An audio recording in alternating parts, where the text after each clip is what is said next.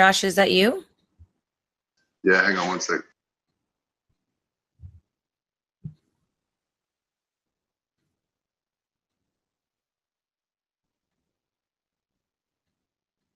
Hello, everybody, and welcome to the Tatiana Show. Today is December 15th, and I'm broadcasting to you live from my apartment here in New Jersey. I have to tell you, I'm really, really happy to be in New Jersey because as much as I love traveling around the world, there's no place like home. And there's no place like home when you finally had somebody to come over and help you clean. I'm really interested in keeping my apartment clean, but my actions don't belie this desire. So I'm living in a constant squalor, shiny like battle between good and evil.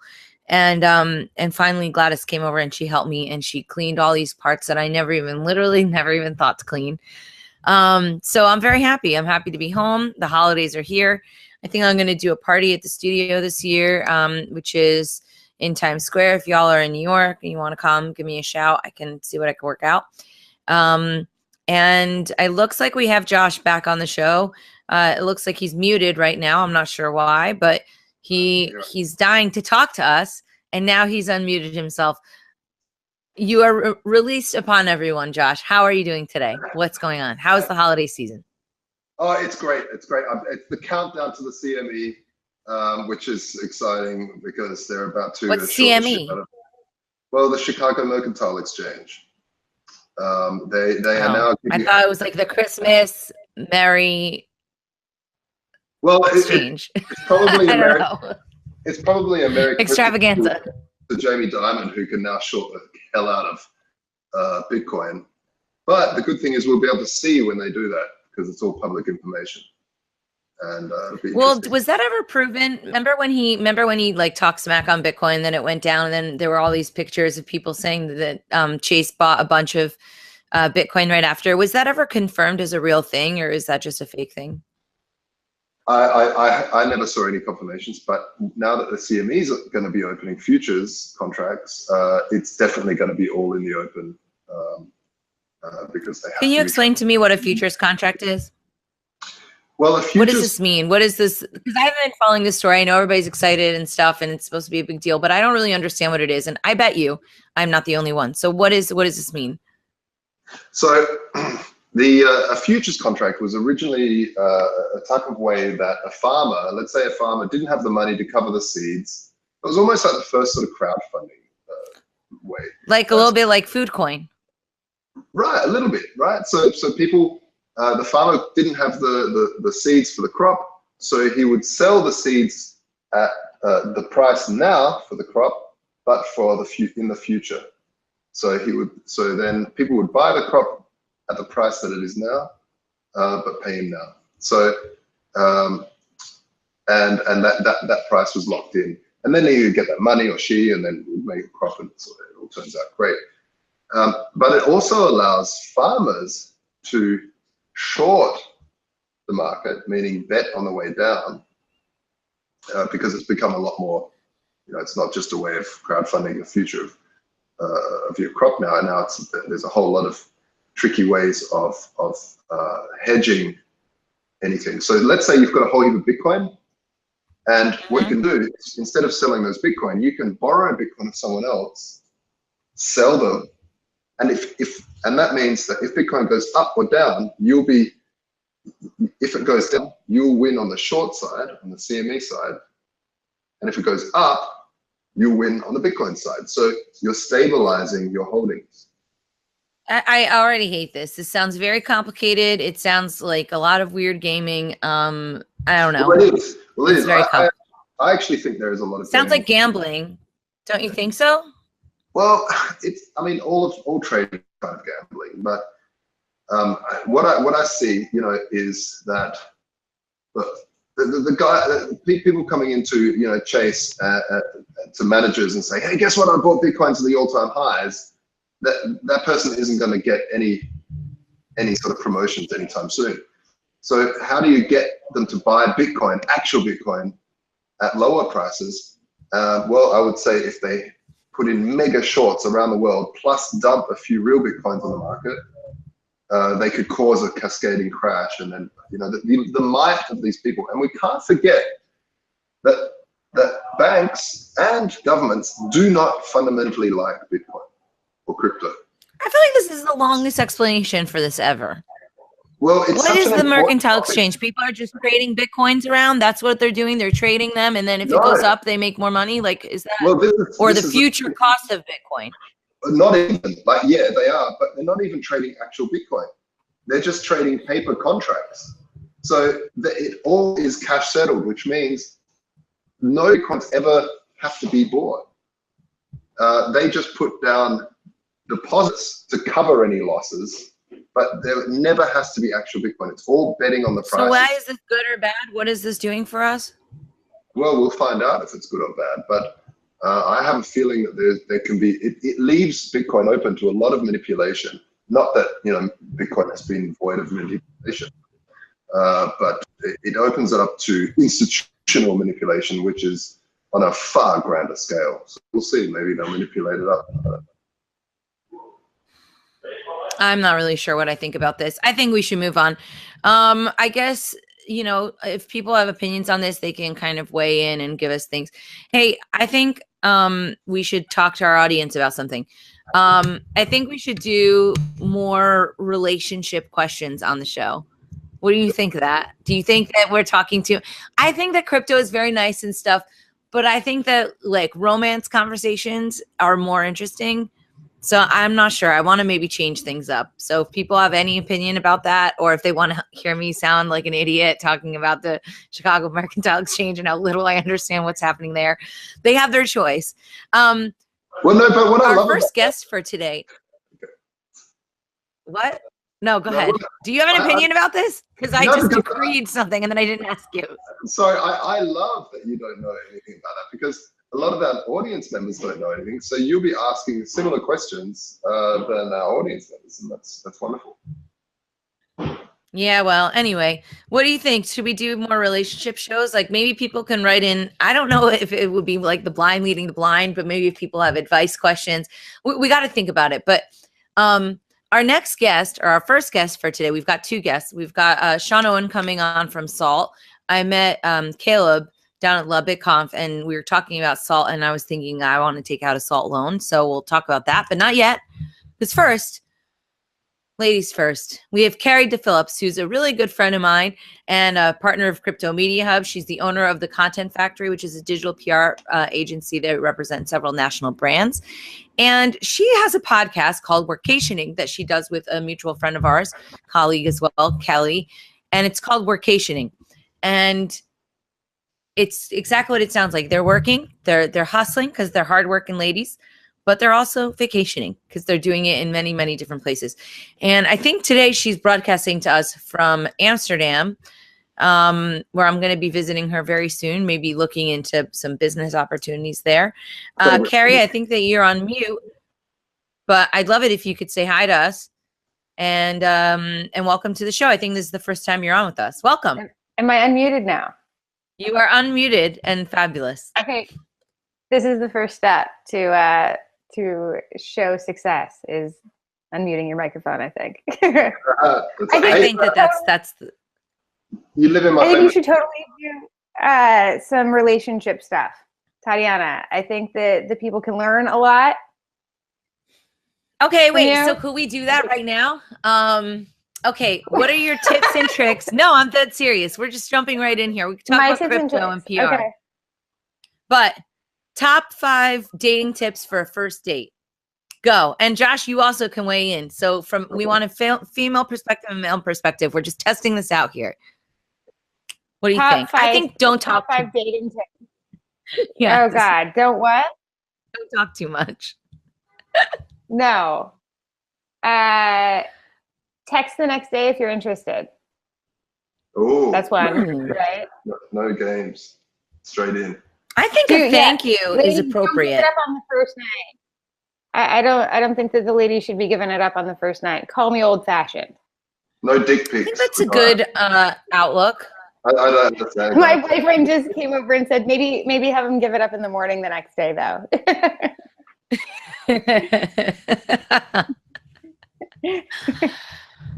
Josh, what do you think? Should a lady give up her charms? Is she allowed to do that? Do you have any opinions? Strong opinions on that, other than the obvious one, which is yes.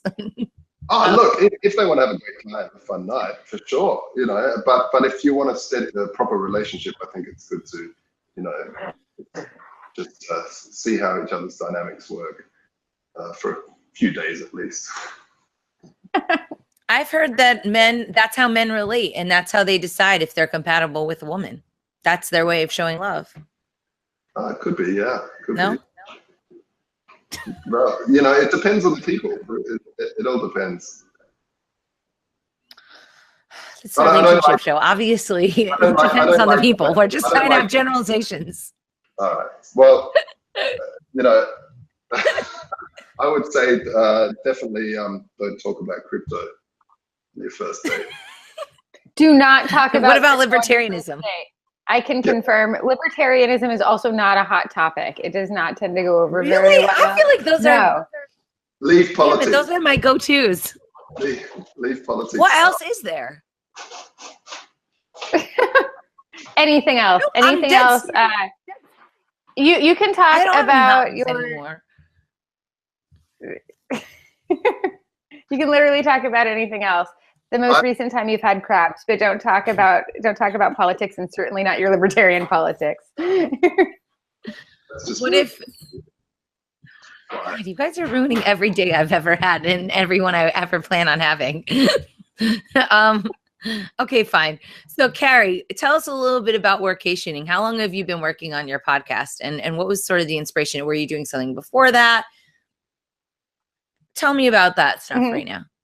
So Workationing was born probably about 3 years ago in my head, when I started to realize that I work from home, so I can work from anywhere, but I don't. I work from my same stupid office every day, my home office, but I could be working in cooler places.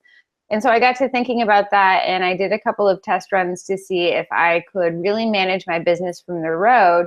And all of those, test results came back positive. I did a few months in Europe last year, and, nothing burned down. And as of January 1st this year, Kelly and I packed our bags. We put all of our stuff into 10 by 10 storage sheds. Hers is in Ohio, and mine was in Manchester, New Hampshire. And we started traveling the world. So this year we've been to Puerto Rico, to Medellin, Colombia. We spent some time in Acapulco, some time in, obviously, Amsterdam. I'm moving to Amsterdam, Prague. We hit just all kinds of different places. Saw you in Las Vegas at Freedom Fest. What was your favorite place that you were at? Amsterdam, because that's where you're moving? Yeah, Amsterdam. Puerto Rico was beautiful. Why is Amsterdam so great? Oh, not anymore. Did you go there before the hurricane? Yeah. Yeah, I heard it was really, really messed up bad down there. Like, no bueno. It still is. A lot of people still don't have power. And that was, I think the hurricane hit September 20th. That's crazy. That's such a long time. Mm-hmm. But Amsterdam looks like something out of a storybook. And the biking is pretty cool. I didn't think I was going to like it. Actually, the people here just seem healthier. They seem to have their shit together more so than in the US. Everyone was exercising when I was there. It was like you walk around and there's like groups of people just exercising randomly. Yes. It's the best looking people. You need to come out here and scope the guy situation. If you're single and looking to mingle, lady, the Dutchmen, they have tailors. Me? I don't know why you would think that I would be single and looking to mingle. No, I'll come out there. I actually concur that the men in Amsterdam were quite good looking, but I think that it's the aesthetic, and the city has a really cool vibe. I didn't think it was going to be that cool. I thought it was going to be kind of like, okay, I get it, you can smoke weed, whatever, Right. But no, I really liked it a lot. So, are you? Yeah. So you're doing Workationing now. You're staying there. How long have you had the Content Factory for? I started it in 2010. It's a long time. Yeah. So a lot of people approach us and they want to do different ICOs. They want to do crypto projects. They want to do PR stuff. Can you give us some kind of best practices, quick tips and tricks for people that are maybe planning on doing some sort of a launch next year? Because my tip is don't wait until 2 weeks before your ICO before you make a call to some marketing people, because I think that that's a really big mistake, and it puts the marketing and PR and social teams at a real big disadvantage. But I think most people expect that. They think that, oh, you're just going to call a couple weeks before and it'll be lickety split. But it takes a long time to get integrated with people. What about you? What do you think?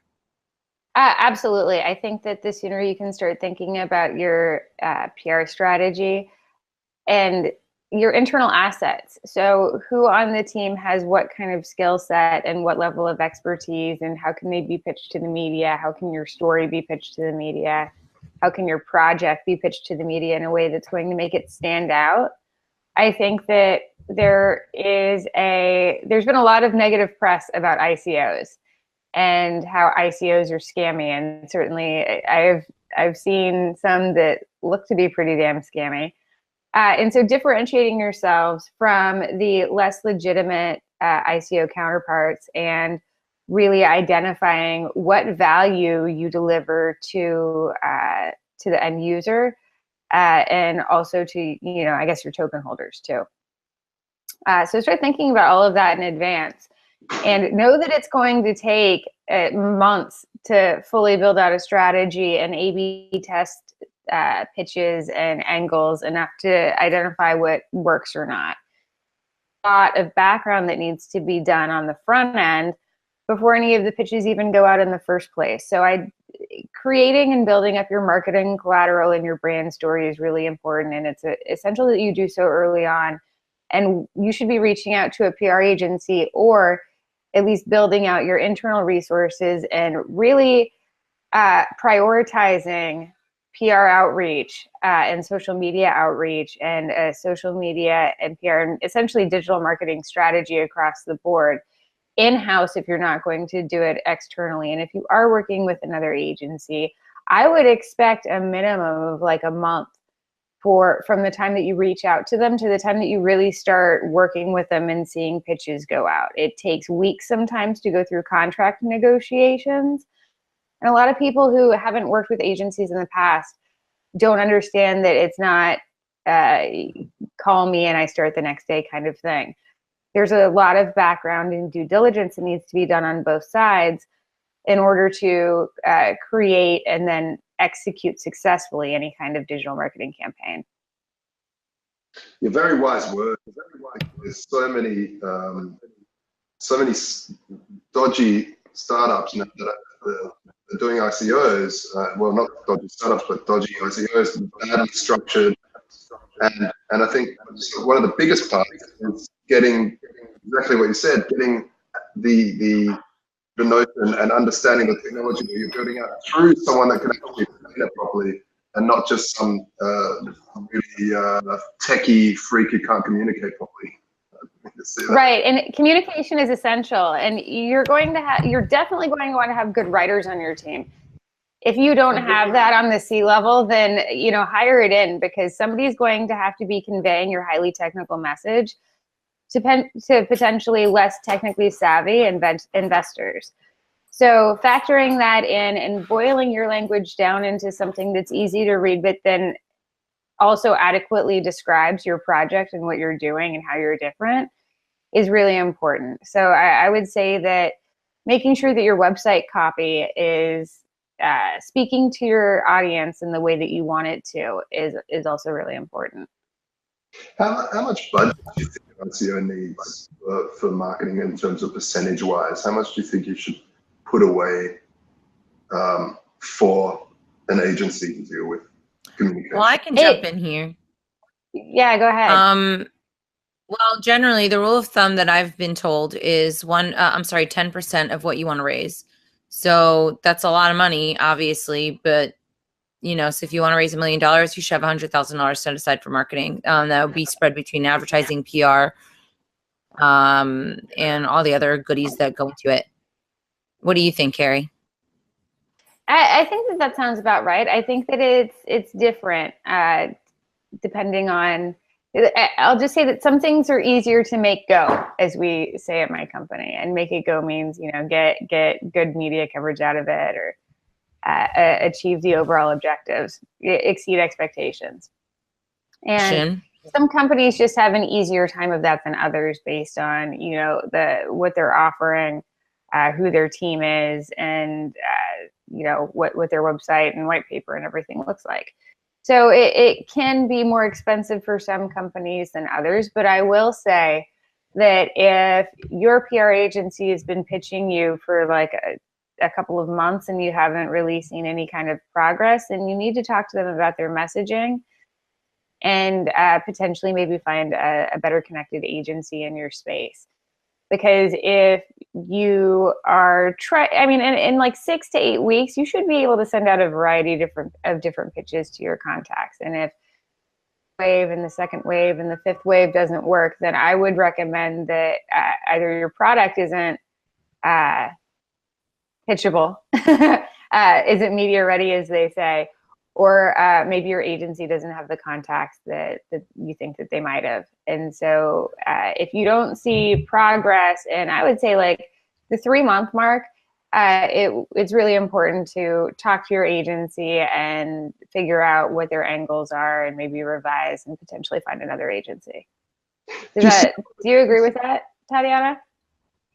I do. Yeah, I think that's a good one. I also was sort of thinking about how people think that they're doing PR for themselves when they write a press release and then they use a automated service. My feeling is that this is not an effective method of getting your news out there, but people really like it because they can write their own press release and then, they pay $300 or $400 for the service, PRY or whatever it is. What's your experience with those kinds of services, and do you think that they're effective? It's funny. If you were to Google press release distribution services right now, my website and blog post comes up number 1 for this. All right. And the title is Why You Probably Don't Need Press Release Distribution Services.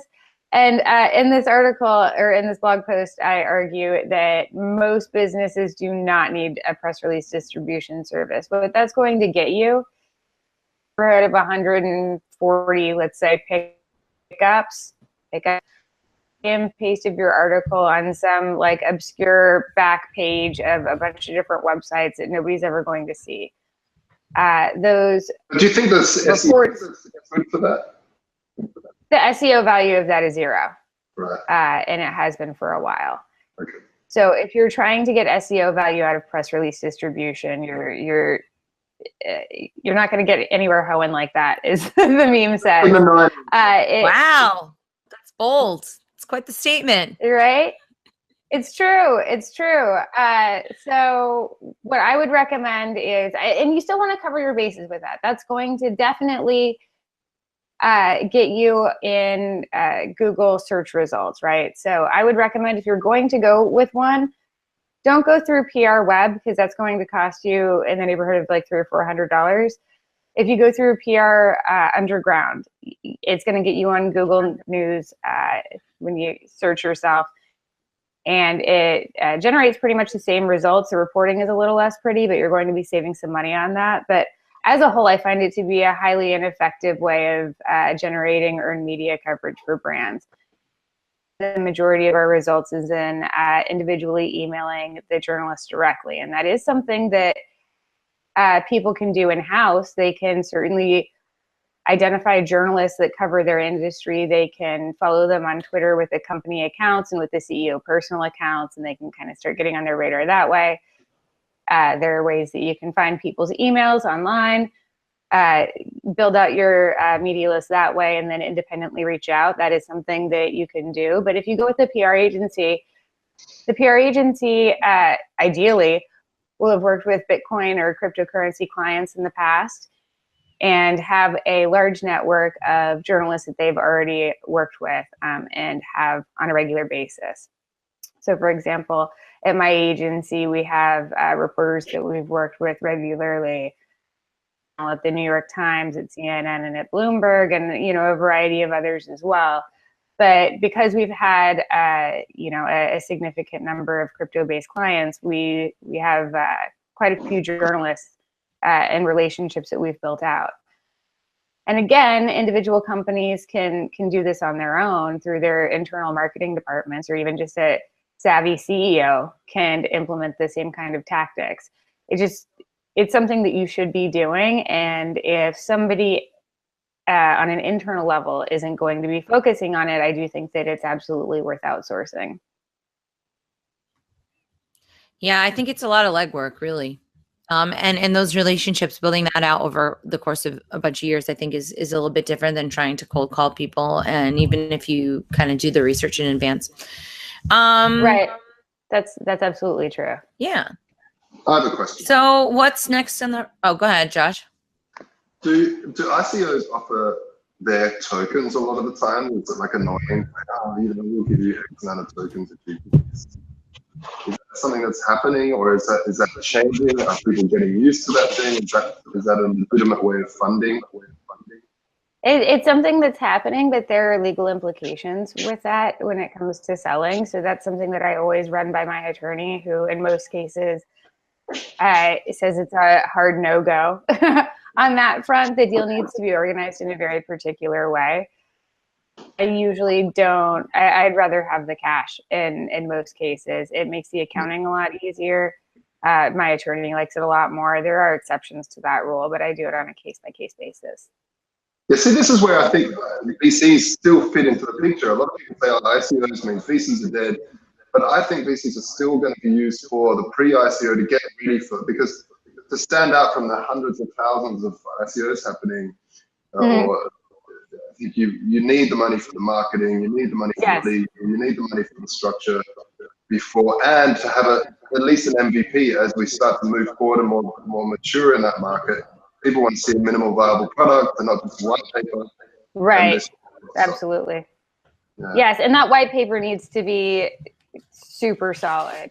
I can't tell you how many companies that have surprisingly large budgets have come at me, but their white paper has been something that, like, any journalist at all would read that and just be like, well, I can't cover this company. And then it hurts my legitimacy. It hurts my relationships or my team's relationships with these journalists that they've built to try and pitch these, even if the product is legitimate, and, if that white paper doesn't make it look like it, then it's never going to get anywhere.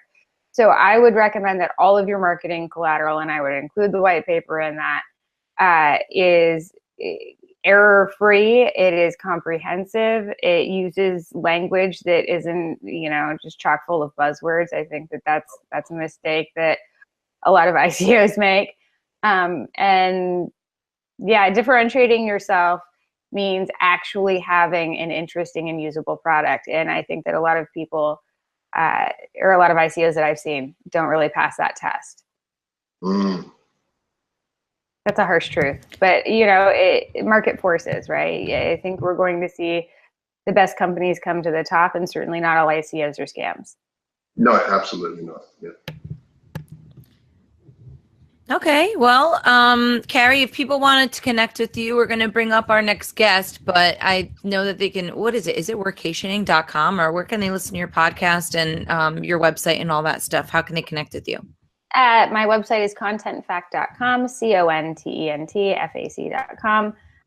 We are on Twitter and Facebook at contentfact. Workationing.com is where you can find my podcast. We're on iTunes. We're on SoundCloud, Stitcher. You can catch us around the internet. Kelly was just in Women's Health. Oh, really? Live. Yeah. Why? She was featured as somebody who lost 85 pounds while traveling the world, is what the headline is.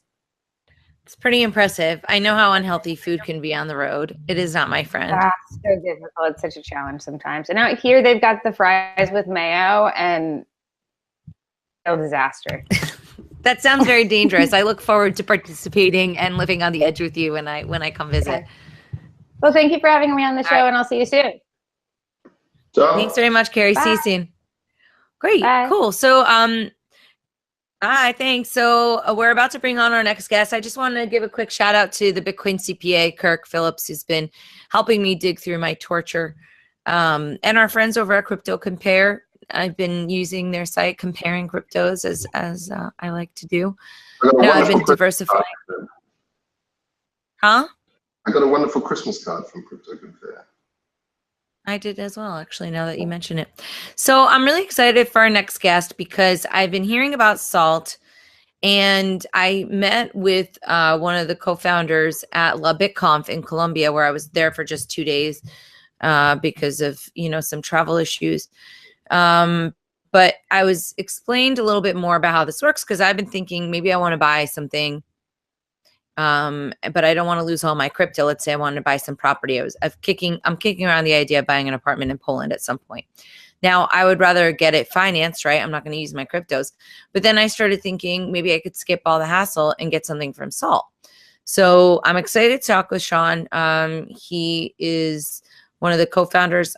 Actually, let's let him tell us. Hold on. Shawn, come on the show. Can you hit unmute? Because you're muted in my view. Hey, everybody. How are you guys? Can you hear me? Hey, nice to speak with you. How's it going? Yeah, it's good to be here. It's going great. So I see you've been working in crypto since 2011. Tell me a little bit about what's happening with Salt. Are you the CEO there? I think so, right? Yes, I am the CEO and co-founder. Kind of been involved since heard about Bitcoin in 2010, but really didn't get involved until 2011. And it's a long time. Yeah, there's a lot of history in between there, a lot of different projects and things I worked on. But specifically now, Salt has been, we've been working for the last year and a half. There's things that led up to that were probably about 2.5 years of work, but we've been, really getting traction this year specific in 2017. So tell me about the trajectory. Did you guys, because I know that you guys are selling tokens on Bittrex and stuff. I can get them in other places. I think they're on Bittrex. I know that they're on CoinMarketCap, so I've been eyeballing it, and I wanted to get some Salt. So, but I can't actually use it yet, right? Can I not make loans yet? Tell me a little bit more about that. Yeah, so we are selling a tokenized version of our revenue stream, which is access to our platform and then internal currency. So there's really two use cases. One is like prepaid store of value, something you can hold that holds value that then is redeemable on our side for everything inclusive of the loans and the products and access, hardware wallets and everything else we provide. And or you can spend it like the currency. So it's I think easiest to imagine like a serial number for Microsoft or a gift card that you would use at Amazon, where the major difference is rather than a serial number, the recording is happening on a blockchain and that's being administered through the token currently built on Ethereum. So we get a lot of people talking about that from the standpoint of the token. We really just refer to it as membership or access. Which we think is unique because a lot of people have used tokens only for either, tokens really have only been used for fundraising in a lot of ways, or there's misconceptions. So I like to get that out front and kind of describe what it is. Okay. So I want to use Salt and I want to buy something for $100,000. How does it work? What do I do? Can I do that right now? Can I borrow 100 grand? You can if you talk to us privately. We're getting ready to launch, but we can't solicit publicly due to regulation. So every loan we've done several $1 million of loans. They've all been with parties who have gone through a little bit more extra process of vetting on depending on which side they're on, if they're the lender or they're the borrower, getting through KYC, setting up accounts. So the first thing to do is just set up an account, and then here very soon you'll be able to just apply. So you'll be displayed with whatever the lending rates are from lenders, and you'll be able to pick and choose and decide what you would like to, how much capital that you need. There's perks and benefits for people who are prepaid further up. So the access level is kind of broken up into tiers. But then effectively, it's just a loan. It's a collateralized loan. So the major difference that we're bringing to the table that doesn't exist currently in cryptocurrency is you can buy or you can sell, and there's a lot of different ways to transact, whether it's exchanges, remittances, sending to your friend, speculating, you name it. But they all basically have one thing in common, which is that you're either the owner of the asset and you hold it, or you're not, and somebody else does. So what we're doing is we're creating smart contracts that allow you to go into a partnership or a contract with other parties who everybody mutually is holding the asset and then pointing towards it as collateral, the same way you would if you had an escrow agent on a home and a mortgage on a home. you would treat that as collateral, and then you take a loan out against it, which is just not an option right now. It's an option in every other asset class, but it's something new as a product, similar to kind of how futures are new. Those are kind of natural progressions in markets. When an asset class becomes more mature, we think that credit is kind of the next step and one of the biggest opportunities that we could bring to the space. So I have a question. Sorry, Tatiana, just quickly. I've always thought it was a terrible idea to lend or borrow Bitcoin because it goes up so much. Like, I'd hate to borrow Bitcoin off someone and have to pay it back in Bitcoin. But tell me how it's not a bad idea.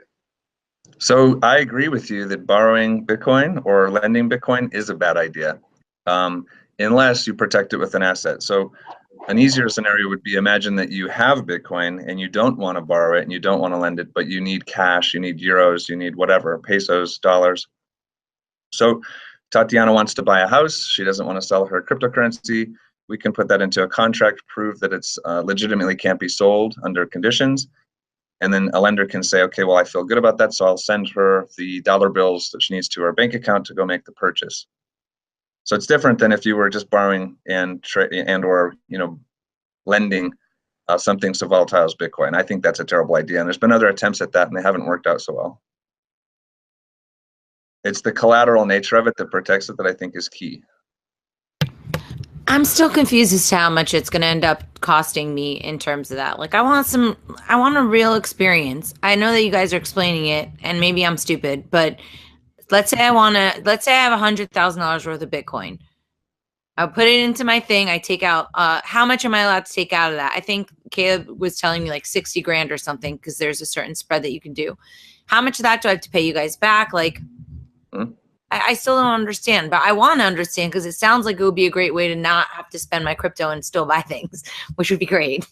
Sure. So I'll give you a real world example, and then I'll kind of walk you through some other additional examples theoretically. But most importantly to remember in context here is that the lenders are going to set the terms, and there's a market condition here, which is borrowers and lenders have to agree. So we don't want to be a prime lender. We're more of a technology solution for lenders and borrowers in a network to be able to interact with different types of these assets or currencies in smart contracts where they can be safe.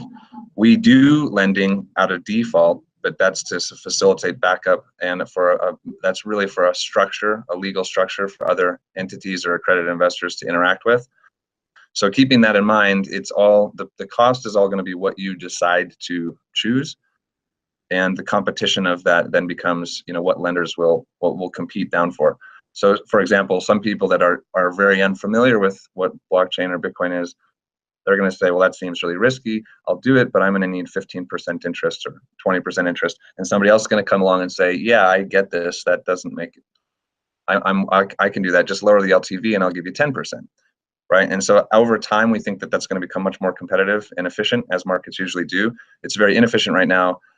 So it's probably going to be premiums paid. And I'll give you an example now.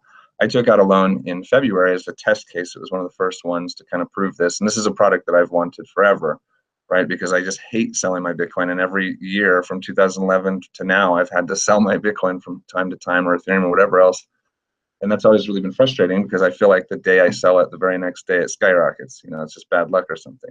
But so I took out a loan for $25,000 and I put up 26 Bitcoin. At the time, that equaled $32,000. So it's an 80% loan to value, and I was paying 12% interest.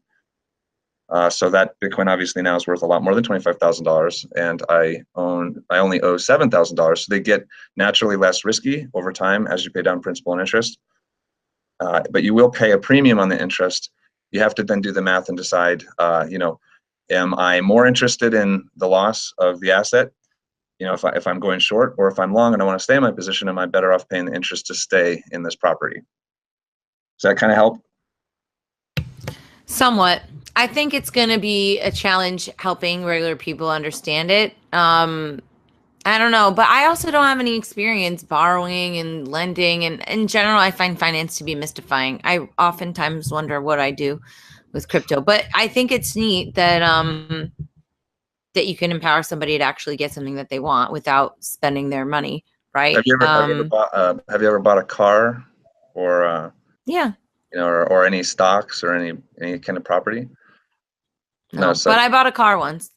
okay, so I don't know if that a counts. car typically comes with a loan, and the loan is specifically tied to that asset, and they'll only give you a portion of that, right? Like you're still gonna have to make a down payment, and that down payment is gonna create a loan to value ratio that they're comfortable with. Knowing that its cars typically depreciate, it's a little different, but it's the same idea, which is that I have a $10,000 car. You need to put $2,000 down. That's going to be an 80% loan to value. And here's your monthly payments over 5 years, plus you're going to pay 6% interest, whatever. And that's the deal. And you sign for it. Now the car effectively is yours as long as you pay off the loan. So just replace car with Bitcoin. And it's the exact same thing, but whether in reverse, which is I already have the Bitcoin, I already have the car, and I need $8,000 because I'm going to go pay for medical bills, or I'm going to go on vacation, or pay for Christmas, or whatever. And so you can leverage that because it's your property. Some of it you're not good for it. I'll take the property. Fantastic. Is this something that you're going to be doing institutionally? Like, are you looking at this as a peer-to-peer lending platform, or are there institutional use cases for this as well? Both. It's very institutional to start because the large institutions in the Bitcoin space are like the big mining companies and big exchanges and people who are holding the most amount of cryptocurrencies. They're institutions. But then there's the individual use case, and then it gets even more interesting when you think about when currencies on the currency side not being dollars but maybe being digital currencies in the future, or even now, somebody borrowing Ethereum based off of the Bitcoin holdings they have because they're a hedge fund and they want to use the Ethereum to go get into the next ICO or whatever it might be, right? So there's a lot of different use cases that are both institutional. Ultimately, peer-to-peer is a concept that's maybe not always well understood. Even the big peer-to-peer lenders, they're typically pool-to-peer or peer-to-pool, and it can go both ways. So they're syndicated, meaning that there could be one big institution lending to many different people, or many different people lending to one person. So peer-to-peer does have application, but it's not always one-for-one. It really depends. And it really also depends on what's the currency, what's the denomination, how far does it have to travel, is there forex exchange in between?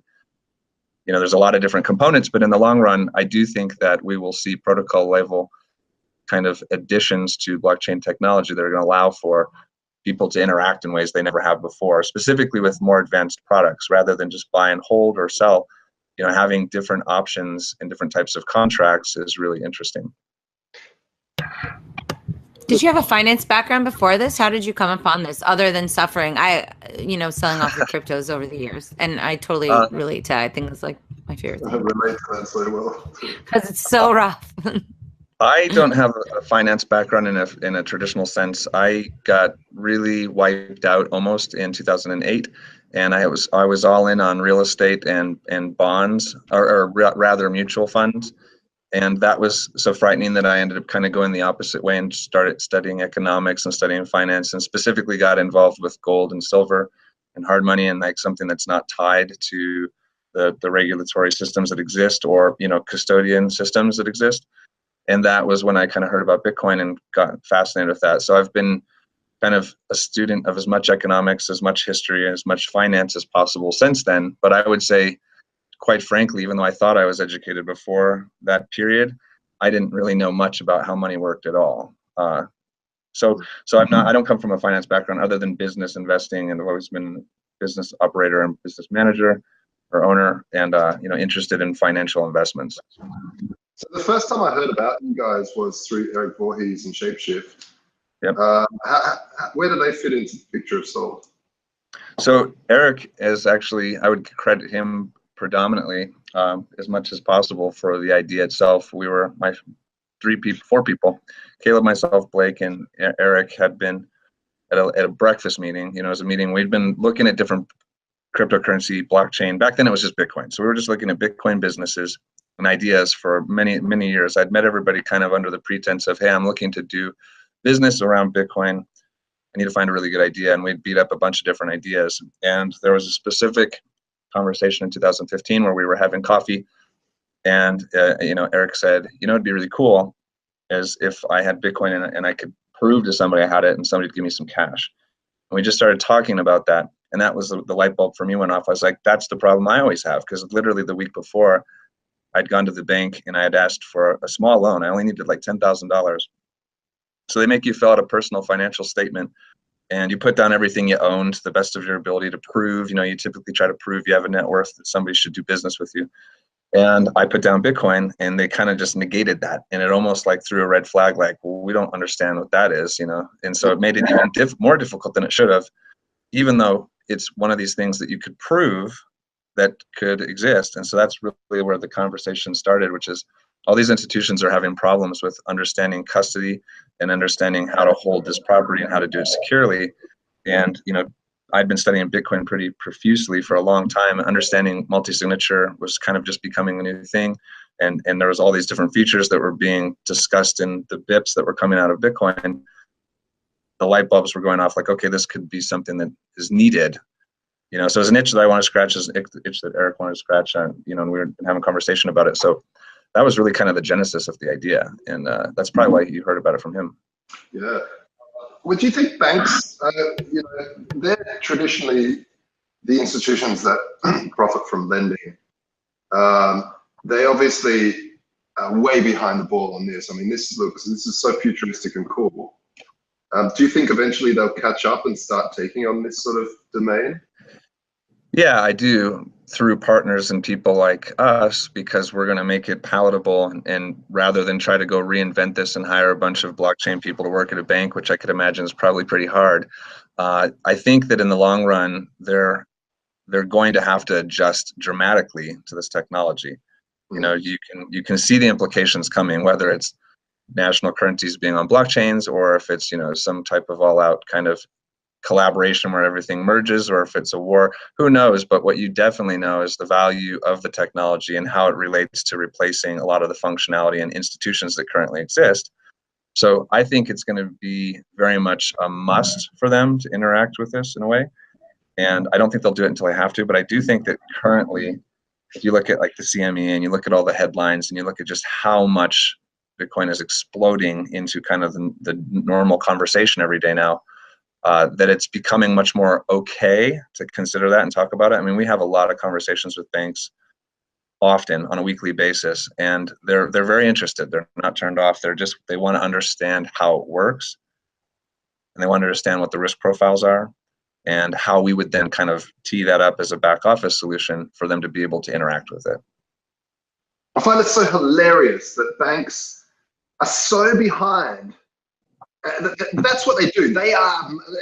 They focus on money. Like that's all they do is focus on money, and yet they don't look and go, wow, there's a massive invention that's been around for 9 years.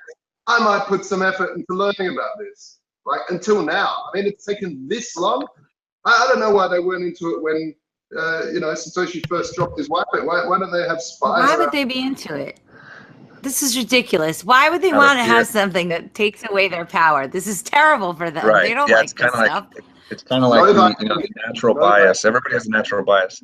If you're a truck driver, you're not probably real comfortable talking about Uber taking your job away, right? And having trucks that don't have drivers.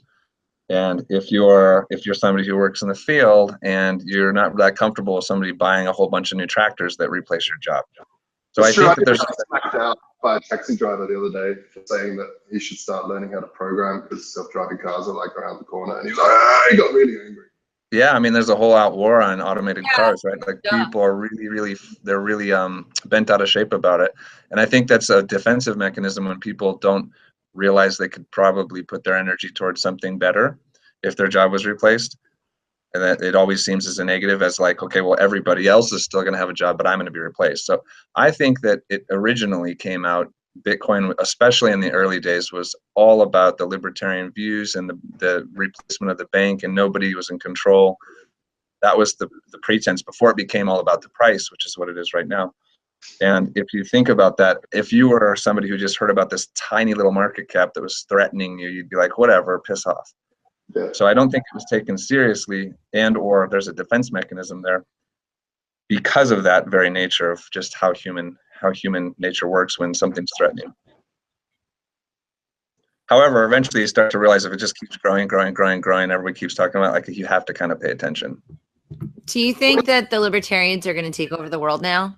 that we're richer? Well, Or I do you do think that think we're all that gonna? Is it gonna be like Animal Farm, where the pigs become just like the other? Some pigs are more equal, or whatever. The animals are more equal. maybe not to that degree, but it is a really interesting thing, and I'm a fan of thinking about a whole bunch of really rich libertarians. That kind Yeah, of me makes me happy. too. I think that everybody has to treat us with respect now. Whereas before they were all like they could just shit on us because we were all poor, and now we're not. So they have to be slightly more respectable, but they still don't like it. We're like the annoying new money. Yeah. That's what I think it Like, is. how did But those with guys get money? They're not supposed to have any money. yeah, well, I like the shakeup. And I like when my guests are libertarian. I have to say, I shouldn't be biased, but I am, because I think this is one of those things where it really draws. It underlines how uneducated people are about basic economics. I mean, myself, I was as well. And if you have an understanding of economics, all this whole left-right nonsense totally fades away. It's just like, look, this is the objective. This is the best way to get to the objective. We've tested this out in multiple cultures. This is the one. So I don't know. I'm excited. I think this is cool. Will you walk me through a loan sometime? Sure. Yeah. I'll buy you coffee, maybe lunch, in fact, because it seems like it might be a little bit more drawn out than just over a coffee. But I would love to give it a try. Maybe. Well, you should do it if you haven't already. You know, just making an account is really easy, right? Okay. Do I have to own Salt? You can come to Salt without ever knowing anything about it and just purchase as you go. That's fine. So like if somebody, it's designed to where it's kind of under the hood to a degree, where somebody who has no inclination and doesn't care about the underlying technology and cryptocurrency can still interact with it. And they don't have to know that we're doing all the record keeping on the blockchain. And in fact, good idea. You know, so it's kind of like the same as you can go to Amazon and do one-click purchase. You don't have to know about the fact that they have gift cards, but you can also go online and you can go to gift or buy gift cards secondary market for half the price, right? But most people don't care about that. Some people do. So in the same way, you could go have Salt. However, if somebody gives you Salt, I'll give you some Salt, and then you could start up an account, you know, and then deposit that. Or you can just come from scratch and not need to know anything and start up an account and just borrow as if you were looking to use a service that's more fundamentally what you're used to. I want to invest in the actual Salt. I like that too. I mean, I want to maybe do some lending and stuff, but I don't know. I'm always looking for new cryptos lately. I feel like I just invited a whole bunch of unsolicited crypto suggestions by making that one statement, but no comment. But yeah. Well, no, I met the Prism people last week too, so that was really neat. I like all the Shapeshift crew and the buds of Shapeshift. Anybody who kind of is like they're great, related or a-okay. I am so stoked that Eric for me is such a cool guy, such a lovely guy too, and such a smart, intelligent guy. And I'm just so happy. It couldn't be happier. It couldn't have happened to a nicer guy that Shapeshift now is officially the first crypto unicorn. Yeah, it's an amazing product. You know, it's an amazing product, and Eric's brilliant. Yeah, he's an excellent. Is it a unicorn? I didn't know that. I didn't get the notification. Like over $1 billion worth of trades now. Yeah, they do an incredible amount of volume. Yeah, and the user experience is always excellent. And now they have Keep Key, by the way. So that's a good product as well. Oh, yeah. You know, I have a Keep Key somewhere in my house, and I don't know where it is. I need to find it. I never set it up because you might not be able to see it, but you can buy Salt branded Keep Keys. They're going to be integrated. I don't know if you can see that, but they're beautiful. Ooh, so fancy. I want one of those. And you can link that to your Salt account, right? You probably can't see the glare, but it's a really nice device. It's got Salt on it, and the display will show you what your balance is and everything. Yeah. Very, very nice. You can buy them from Salt. All right, so cheap right now.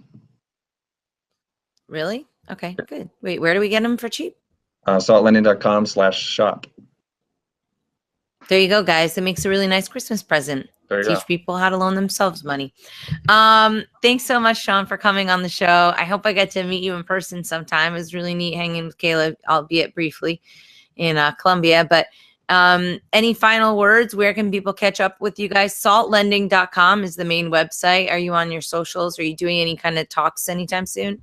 Yeah, we're we just barely missed crossing paths there in BitConf, so I'm sure I'll see you around sooner or later on same channels and some of these conferences. We travel quite a bit. Right now we're really focused on just staying as much as we can nose to the grind on the product itself, and we've got some really exciting things coming. So I would say the main place is definitely just altlending.com. Make an account; it's very easy.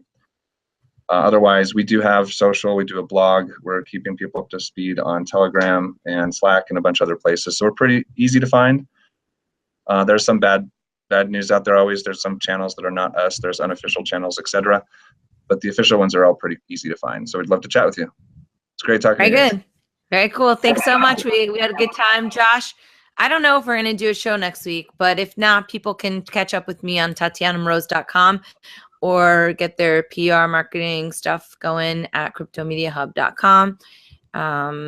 Josh, any words? Can people buy each other gold with Vaultoro this year, or what's the story? No, you can't. You can't be. Well, you could send money to a Bitcoin address on Vaultoro, and it'll buy gold for sure. But yeah, if you guys want to take some profit off the table and wait for some sort of correction in this crazy market, buy allocated gold on Vaultoro. That's what we offer. We're a full marketplace, fully insured and fully audited by one of the largest auditors in the world. It's allocated, so even if something happens to us, liquidators can't touch your asset. And then trade back into Bitcoin when you think it's the bottom. It can't get any better than that. And if you want to follow me, I'm at Vaultoro. That's Vault as in Gold Vault, and Oro, which is Spanish gold, believe it or not. Excellent. All right, everybody. If we don't see you before Christmas, Merry Christmas. Hope you have a nice holiday. Otherwise, I don't know. Stay tuned. I'm in town for a while, so we'll be doing a lot more shows, which will be neat. I like chatting with everyone. All right. Thanks again. Thanks again, Shawn. Thanks again, Kari. Thanks, Josh. And Merry Christmas, everybody. Bye. Merry Christmas. Bye-bye.